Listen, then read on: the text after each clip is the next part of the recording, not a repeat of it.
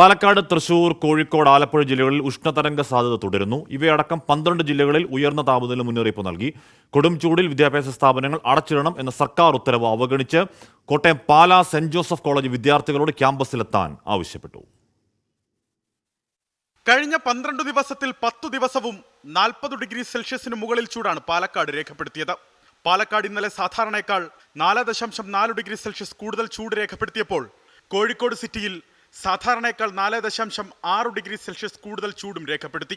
Punalur, Kannur airport, Thrissur, Vellanikkara, Kottayam എന്നിവിടങ്ങളിൽ 37 മുതൽ 39 degree Celsius വരെയായിരുന്നു താപനില.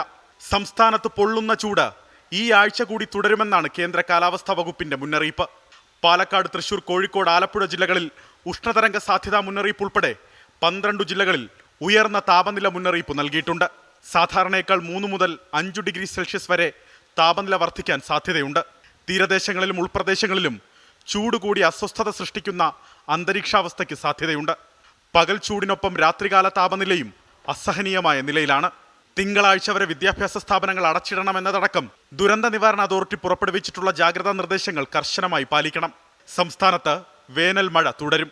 ഉച്ചയ്ക്ക് ശേഷം മഴയ്ക്കൊപ്പം ഇടിമിന്നലിനും കാറ്റിനും സാധ്യതയുള്ളതിനാൽ പൊതുജനങ്ങൾ ജാഗ്രത പാലിക്കണം. 24 തിരുവനന്തപുരം.